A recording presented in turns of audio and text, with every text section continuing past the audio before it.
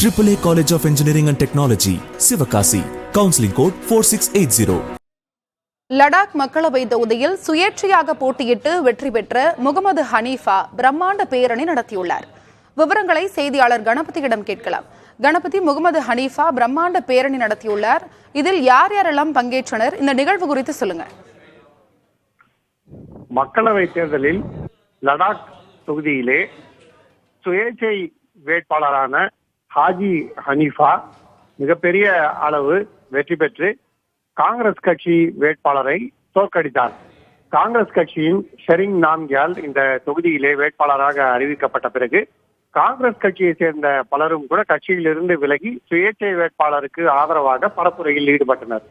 அப்படிப்பட்ட நிலையில்தான் கடந்த 2 மக்களவை தேர்தல்களிலே 2014 மற்றும் 2019 மக்களவை தேர்தல்களிலே லடாக் தொகுதியிலே பாரதிய ஜனதா கட்சி வெற்றி பெற்று வந்தது. இந்த முறை அங்கே ஒரு சுயேட்சை வேட்பாளர் வெற்றி பெற்றிருக்கிறார். இன்று அவர் நடத்திய வெற்றி பேரணியிலே ஆயிரக்கணக்கானோர் கலந்து கொண்டு லடாக் தொகுதியிலே ஒரு சுயேட்சை வேட்பாளருக்கு எந்த அளவு ஆதரவு இருக்கிறது என்பதை காட்டும் வகையிலே அவரை பாராட்டினர். மிகவும் பெரிய அளவு ஆதரவு, அதுவும் ஒரு சுயேட்சை வேட்பாளருக்கு இந்த அளவு ஆதரவு என்பது ஆச்சரியப்பட வைக்கும் வகையிலே இருக்கிறது. ஜம்மு காஷ்மீர், லடாக் என்று பல பிரிவுகளாக இருக்கும் நிலையிலே லடாக் ஒரு யூனியன் பிரதேசமாக இருக்கிறது.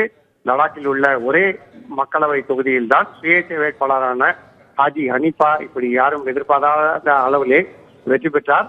அவர் 65,259 வாக்குகளை பெற்றார். அவருக்கு எதிரான காங்கிரஸ் வேட்பாளர் பெற்றது 37,397 வாக்குகளை மட்டுமே.